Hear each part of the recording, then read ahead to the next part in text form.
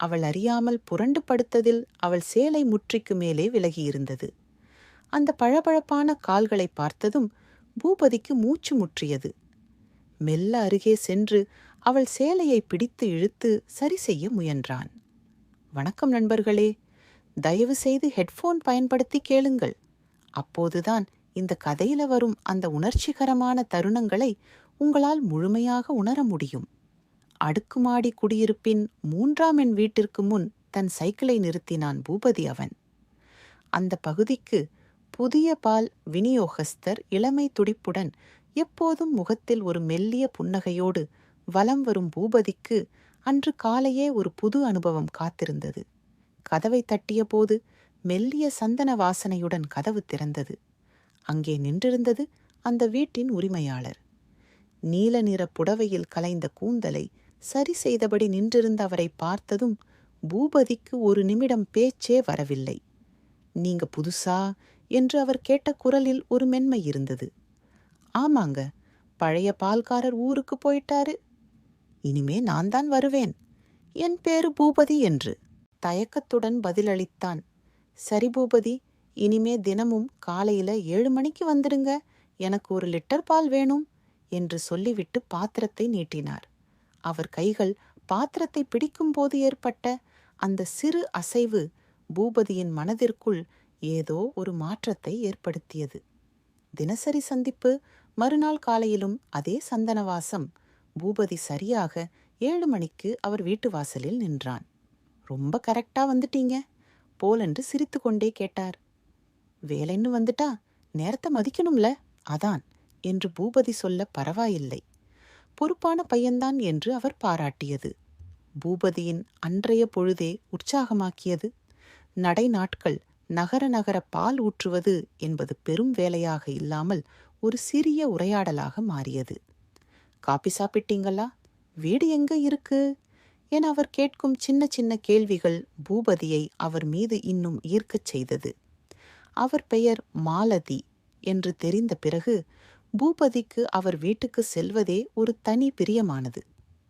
அவர் பாத்திரத்தை நீட்டும்போது தற்செயலாகப்படும் விரல்களின் தீண்டல் இருவரிடையேயும் சொல்லப்படாத ஒரு மெல்லிய உணர்வை தூண்டத் தொடங்கியது. ஒரு மாலை நேரம் மாலதி மளிகை கடைக்கு சென்று திரும்பிக் கொண்டிருந்தாள்.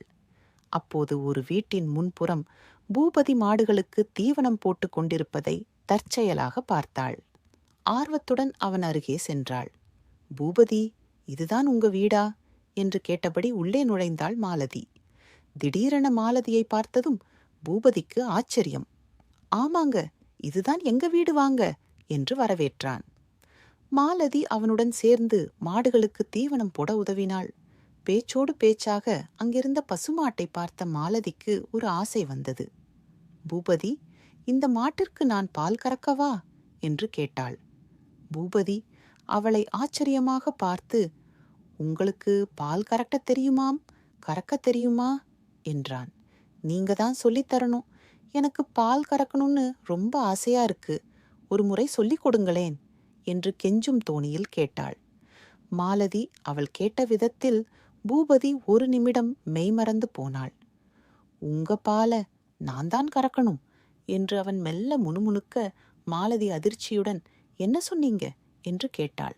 சட்டனை சமாளித்த பூபதி, இல்ல, உங்களுக்கு கொண்டு வந்து ஊத்துற பாலை நான் தான் கறக்கணும்னு சொன்னேன்.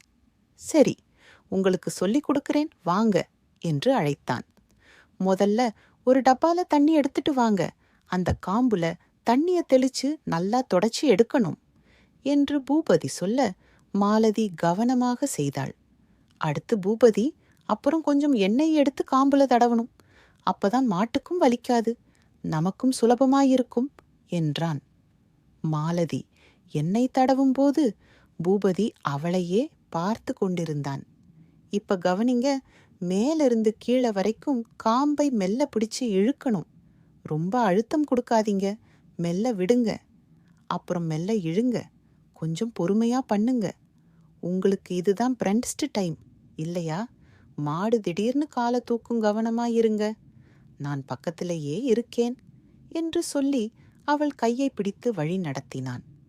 அவன் கைகள் அவள் கையின் மேல் பட்டபோது மாலதிக்கு ஒரு மெல்லிய நடுக்கம் ஏற்பட்டது. பூபதியின் அருகாமையும் அவன் சொல்லிக் கொடுத்த விதமும் அவளுக்குள் ஒரு புதுவிதமான உணர்வை உண்டாக்கியது.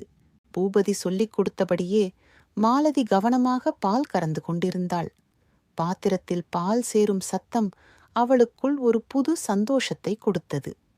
அந்த உற்சாகத்தில் அவள் சட்டென திரும்பி பூபதியை பார்க்க முயன்றாள். அந்த நொடி எதிர்பாராத விதமாக அவளுடைய கால் தடுமாறியது. நிலை தடுமாறி அருகில் நின்றிருந்த பசுமட்டின் தொடையில் பலமாக இடித்துவிட்டு தரையில் விழுந்தாள். ஆ அம்மா என்று வலையால் துடித்தாள் மாலதி. பூபதி பதறிப்போய் ஓடி வந்தான்.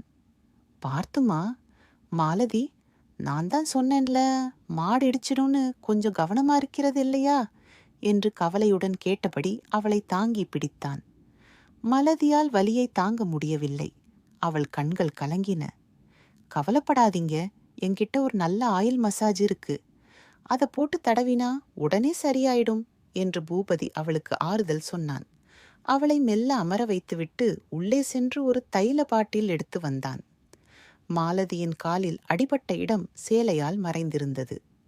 பூபதி அவளை சற்று நிமிர்ந்து பார்த்து, கொஞ்சம் சேலையை மேலே தூக்குங்க என்றான். தயக்கத்துடன் மாலதி ஒரு நிமிடம் தயங்கினாள். அவளுடைய இதயம் வேகமாக துடித்தது. பிறகு மெல்ல தன் சேலையை கணுக்காலுக்கு சற்று மேலே தூக்கினாள். இன்னும் கொஞ்சம் தூக்குங்க, அடிப்பட்ட இடம் சரியா தெரியல என்றான் பூபதி. அவள் காலையை பார்த்தபடி மாலதி தன் தயக்கத்தை மீறி இன்னும் கொஞ்சம் மேலே ஏற்றினாள். அவள் தொடைப்பகுதியில் மாடு இடித்த இடம் சிவந்து வீங்கி இருந்தது. நல்லா தூக்கி காட்டுங்க, அப்பதான் மசாஜ் போட முடியும் என்று பூபதி சொல்ல மாலதி முழுமையாக சேலையை அடிபட்ட இடம் வரை உயர்த்தினாள்.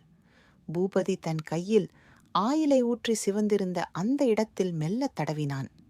அவன் விரல்கள் அவள் மென்மையான தோளில் பட்டதும் மாலதிக்கு வலியையும் மீறி ஒரு விசித்திரமான சிலிர்ப்பு ஏற்பட்டது. பூபதி மிகவும் நிதானமாக வருடுவது போல மசாஜ் செய்தான். ஆனாலும் வலியால் அவளால் தொடர்ந்து உட்கார்ந்திருக்க முடியவில்லை.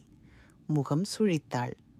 உடனே பூபதி அவளை மெல்ல தூக்கி அருகிலிருந்த கட்டிலில் படுக்க வைத்தான். அவளுக்கு தலையணையை சரி செய்து கொடுத்துவிட்டு, நீங்க ஒன்னும் பயப்படாதீங்க, சரியா போயிடும், இந்த ஆயில் மசாஜ் கொஞ்சம் பண்ணா வலியெல்லாம் பறந்து போயிடும் என்று கனிவோடு சொன்னான். கட்டிலில் படுத்திருந்த மாலதி பூபதி தன் காலுக்கு மசாஜ் செய்வதையை இமைக்காமல் பார்த்து கொண்டிருந்தாள். அந்த அறையில் நிலவிய அமைதியும் பூபதியின் கவனிப்பும் இருவருக்கும் இடையே இருந்த தூரத்தை குறைப்பது போல் இருந்தது. கட்டிலில் படுத்திருந்த மாலதியின் அருகே பூபதி அமர்ந்தான். அவளுடைய சேலையை மீண்டும் மெல்ல அடிபட்ட இடத்திற்கு மேலே உயர்த்தினான். அப்போது பூபதியின் கை அவளுடைய பளபளப்பான மென்மையான தொடையில் பட்டது. அந்த தீண்டலில் பூபதியின் உடல் ஒரு நிமிடம் சிலிர்த்தது. அவன் கையில் ஆயிலை எடுத்து அந்த சிவந்த வீக்கத்தின் மேல் வைத்து மெல்ல தேய்த்தான். மாலதிக்கு அந்த வலியையும் தாண்டி உள்ளுக்குள் ஏதோ ஒரு இனம் புரியாத உணர்வு ஏற்பட்டது.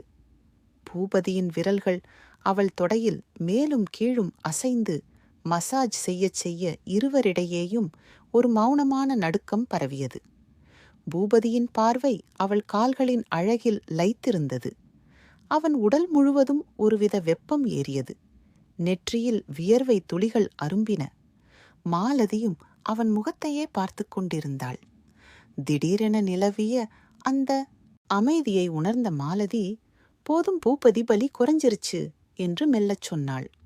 நான் கிளம்புறேன், வீட்டுக்கு போறேன் என்று எழ முயன்றாள். உடனே பூபதி பதற்றமடைந்தான். வீட்டுக்கு போறீங்களா? இந்த கால் வலியோட எப்படி நடப்பீங்க? இப்பவே இருட்டிடுச்சு. நீங்க இன்னைக்கு ஒரு நைட் இங்கேயே தங்கிட்டு போங்க, நாளைக்கு காலையில வலி சுத்தமா குறைஞ்சிடும் என்றான். கெஞ்சலாக மாலதி முதலில் தயங்கினாள். வீட்ல யாரும் இல்லையா என்று கேட்டாள். நான் மட்டும்தான் இங்கே இருக்கேன், நீங்க பயப்படாம இருக்கலாம் என்று பூபதி உறுதி அளிக்க அவள் சிறிது நேரம் யோசித்தாள். பிறகு அவன் காட்டும் அக்கறையில் கரைந்து, சரி, இன்னைக்கு ஒரு நாள் இங்கேயே இருக்கேன் என்று சம்மதித்தாள். அந்த இரவு அந்த அறையில் ஒரு புதிய உறவின் தொடக்கத்திற்கான விதையை ஊன்றியது. இரவின் நிசப்தம் அந்த சிறிய வீட்டை சூழ்ந்திருந்தது. மாலதி கட்டிலிலும் பூபதி தரையிலும் படுத்திருந்தனர். வெளியே கேட்ட ஏதோ ஒரு சத்தம் பூபதியின் தூக்கத்தை கலைத்தது. எழுந்து சென்று பார்த்தான். யாருமில்லை. மீண்டும் மறைக்குள் வந்தபோது நில ஒளியில் மாலதி ஆழ்ந்து உறங்கிக் கொண்டிருந்தாள். அவள் அறியாமல் புரண்டு படுத்ததில் அவள் சேலை முற்றிக்கு மேலே விலகியிருந்தது. அந்த பளபளப்பான கால்களை பார்த்ததும் பூபதிக்கு மூச்சு முட்டியது. மெல்ல அருகே சென்று அவள் சேலையை பிடித்து இழுத்து சரி செய்ய முயன்றான். அந்த மெல்லிய தீண்டலில் மாலதி சட்டென கண் விழித்தாள். பூபதி, என்ன பண்றீங்க என்று கேட்டாள்.